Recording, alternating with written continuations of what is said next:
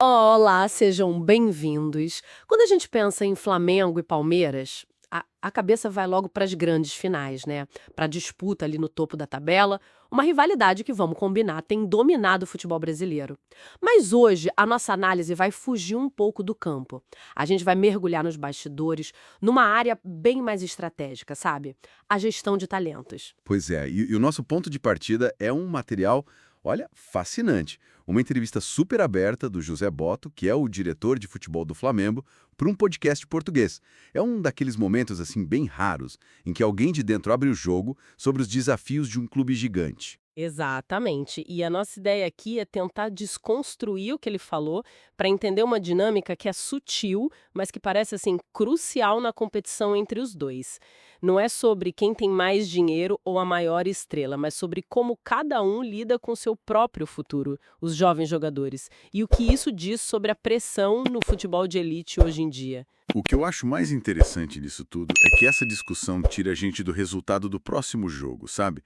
E nos leva para as fundações, para aquilo que sustenta o sucesso a longo prazo. A gente vai falar de estratégia, de processos e até da psicologia por trás de formar um atleta de ponta. Vamos olhar o que acontece bem antes de um jogador virar ou não uma estrela. Ótimo! E o gancho para tudo isso é uma frase do José Botto que, vinda de um diretor do Flamengo, soa quase como uma heresia. Ele afirma, sem muito rodeio, nisso o Palmeiras está mais à frente. Quando vi isso, a minha primeira reação foi: bom, ele deve estar falando da qualidade dos garotos, né? Do Endrick, desses nomes que explodiram. Mas o ponto dele é mais específico, não é? É exatamente aí que está o pulo do gato. Seria a conclusão óbvia, né? Mas o Bocorto ele isola o problema de uma forma quase cirúrgica. Ele não está dizendo que a base do Palmeiras produz jogadores melhores, mais talentosos. A superioridade que ele admite está no passo seguinte, no que ele chama de processo de transição. A citação dele é muito clara. Ele diz, não em termos de melhores jogadores na formação, é na transição que faz para o nível profissional. Ah, entendi. Então a gente não está falando da matéria-prima, mas da fábrica que transforma essa matéria-prima no produto final. É a ponte entre ser uma promessa na base e virar realidade no time de cima. Isso, é a ponte. E ele não fala disso como se fosse sorte. Sabe, ele até personifica esse sucesso. Ele dá o nome do responsável do Palmeiras, o João Paulo Sampaio. Ao fazer isso, ele está basicamente dizendo, olha, isso não acontece por acaso. É um projeto, tem um método, tem gente competente por trás. E o resultado está aí. Nossa, a gente precisa parar e pensar no quão comum é isso no futebol, com certeza. Nesse ambiente super tribal, onde tudo é uma guerra de narrativas, um dirigente de ponta vira público e fala, olha, o meu maior rival faz isso aqui melhor do que eu. É de uma honestidade brutal, assim. Uma análise muito fria. E mostra que não é só um lamento, né? É um diagnóstico. E a prova é que ele não para só na admiração. Ele conta que o Flamengo está agindo. Menciona a contratação do Alfredo Almeida, que veio do Scouting.com com a missão específica de criar essa tal ligação direta entre a base e o profissional. Certo, mas o que isso significa na prática? Essa ligação direta fica um pouco vago, não? Esse profissional ele é tipo um psicólogo, um mentor, um auxiliar do técnico só para molecada? Qual é a função dele ali no dia a dia? É uma ótima pergunta. Porque o termo é meio aberto mesmo. Na prática, um coordenador de transição como esse, ele tem várias funções. Primeiro, ele é um tradutor. Ele traduz o que o técnico principal exige, taticamente, fisicamente, para a linguagem da base. Para garantir que o menino de 18 anos não chegue no time de cima falando outra língua, entende? Uhum. Segundo, ele gerencia expectativas. Do clube em relação ao jogador e do jogador em relação a ele mesmo. E terceiro, que talvez seja o mais importante, ele cria um plano de desenvolvimento individual, que vai além do campo. É acompanhamento psicológico, de mídia, até familiar, para tentar blindar o atleta da pressão que vem aí. É como se fosse um gestor de carreira dentro do próprio clube. Holística. Mas é aqui que a entrevista me pegou de surpresa. Porque logo depois de admitir isso tudo e falar da solução, o Bottas diz uma coisa que parece um contrassenso. Ele fala assim: o Palmeiras, apesar da grandeza que tem, não tem a grandeza do Flamengo. À primeira vista, parece até que ele está tirando o elogio, sabe? Uma coisa de orgulho ferido. Parece, parece. Mas, na verdade, essa frase é a chave de todo o argumento dele. Não é uma contradição.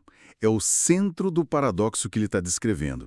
A grandeza do Flamengo, que é o maior trunfo do clube, a nação de torcedores, a mídia em cima 24 horas, a cobrança histórica, é, segundo ele, o mesmo fator que torna aquela ponte da transição tão perigosa para um jovem. Ok, mas alguém podia argumentar que essa pressão extrema também cria campeões, que é justamente esse caldeirão que forma jogadores com a casca do Flamengo. O Zico, o Júnior, eles não nasceram sob essa mesma pressão. O que foi que mudou para a grandeza passar de uma fornalha de talentos para um potencial incinerador? Essa é a questão central. E eu acho que a resposta está em dois fatores que mudaram assim drasticamente. O primeiro é a natureza e a escala da pressão. O Zico levava crítica dura no jornal, vaia no Maracanã, era intenso, sim, mas era localizado. O jogo acabava, o jornal saía no dia seguinte e o ciclo recomeçava. Certo. Hoje, a pressão é global, permanente e pessoal. Ela não acaba nunca. E o segundo ponto é que um jovem talento hoje é um ativo financeiro de milhões antes de ter 20 jogos como profissional. A expectativa não é que ele se desenvolva, é que ele dê retorno imediato. A margem para erro sumiu. Meme, é pauta em programa de debate por dias, é uma crise que pode levar a ataques diretos coordenados. Essa grandeza amplifica tudo a um nível que, na visão do Boto, se torna prejudicial para o amadurecimento do atleta. E para isso não ficar só na teoria, ele dá um exemplo muito prático, bem recente, para ilustrar o que ele está descrevendo. É o caso do zagueiro de 17 anos, o João Vitor. A situação de um jogador com potencial enorme, sempre nas convocações, mas que naturalmente, quando foi chamado para jogar num nível altíssimo, cometeu erros normais da idade, da falta de experiência, e é aí que ele conecta todos os pontos. Ele usa esse caso para mostrar a diferença na prática. A frase dele é: a pressão no Palmeiras é diferente do Flamengo. E a explicação que ele dá foca nesse fenômeno moderno que a gente falou. É algo que vai muito além da cobrança normal por vitória, que, claro, é gigante nos dois clubes. Sim, a descrição dele é arrepiante. E vale a pena citar, porque o detalhe faz toda a diferença. Ele diz: estamos a falar de irem à rede social do miúdo, da mãe, darem cabo dele, dizerem que fez de propósito. Vamos parar um pouco nisso. A gente não está falando de um torcedor frustrado que xinga na internet. A gente está falando de ataques coordenados que miram a família e que incluem acusações gravíssimas de sabotagem, de acusar um adolescente de errar de propósito. O próprio José Boto, que é um cara com décadas de futebol nas costas, na Europa, no Brasil, ele classifica isso como coisas completamente loucas que não estamos habituados. Essa confissão dele é muito forte. Mostra que nem a diretoria do clube, gente que vive nesse ambiente de pressão, acha isso normal ou aceitável. É um nível de toxicidade que choca até quem está por dentro. É, no fundo, uma forma de assédio psicológico em massa. Sem dúvida. E essa realidade, esse ambiente de assédio digital, é o que, na tese do Boto, torna a transição no Flamengo tão complexa. A questão deixa de ser só técnica ou tática. Vira um desafio de saúde mental, de resiliência e até de segurança para o atleta e para a família dele. A gente pode talvez traçar um paralelo com o futebol europeu para dar mais contexto. É uma boa ideia. Como isso se compara com outros gigantes? A gente pode pensar em dois modelos, assim. Você tem clubes como o Borussia Dortmund ou o Ajax, que são vistos como plataformas de desenvolvimento.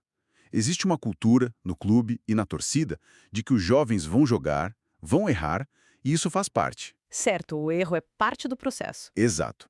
A venda futura desses jogadores faz parte do modelo de negócio. Por outro lado, você tem os superclubes, tipo Real Madrid, Manchester United. Aí, a pressão é muito mais parecida com a do Flamengo. Um jovem que sobe para o time principal tem que ter impacto imediato. Um erro não é aprendizado, é sinal de que ele não tem estofo. A pressão da mídia e da torcida é implacável. Então, o argumento do Boto é que a grandeza do Flamengo coloca o clube nesse quesito específico de desenvolver jovens no mesmo patamar de pressão de um Real Madrid. E isso, por si só, já é um desafio gigantesco que talvez o Palmeiras, mesmo sendo um gigante, não enfrente com a mesma intensidade violenta e pessoal. Precisamente, a vantagem competitiva que o Boto enxerga no Palmeiras não é a falta de pressão, mas talvez um ambiente que, comparativamente, ainda permite que um garoto de 17 anos erre sem que isso vire uma campanha de assédio contra a família dele. Permite que o processo de amadurecimento aconteça com um pouco menos de ruído tóxico. E no futebol de hoje, esse silêncio relativo é um ativo valiosíssimo. Fica muito claro. Então, no final dessa nossa análise, o que a gente tira de mais importante das palavras do José Botto, primeiro, acho que é o reconhecimento tático extremamente raro da superioridade de um rival direto numa área de gestão que é fundamental, a transição de talentos. Em segundo lugar, a gente mergulhou nesse paradoxo, fascinante, de como a maior força de um clube, que é a sua torcida imensa e apaixonada, pode ser ao mesmo tempo o seu maior obstáculo para desenvolver o próprio futuro de forma sustentável. Uma força que, ao mesmo tempo que empurra, às vezes esmaga. E, por fim, talvez o ponto mais sóbrio e preocupante de todos é esse retrato da natureza moderna e cruel da pressão. Uma pressão que não mora mais só no estádio, mas que persegue os atletas em casa, pelo celular, com ataques pessoais contra jovens que, legalmente, são menores de idade. A batalha entre Flamengo e Palmeiras, fica claro, é jogada em muitos outros campos, além do gramado. E tudo isso, no fim, levanta uma questão importante, uma reflexão final para quem nos ouve. No esporte que investe milhões para formar atletas desde a infância, tratando eles como ativos desde os 12, 13 anos, qual é a responsabilidade real dos clubes, das ligas e das próprias plataformas de redes sociais em proteger a saúde mental desses jovens? E talvez uma pergunta mais difícil para o próprio torcedor. Até que ponto a paixão intensa, que a gente vê como pilar do clube, pode, sem a menor intenção, estar sabotando o futuro do mesmo talento que a gente tanto anseia por ver brilhar?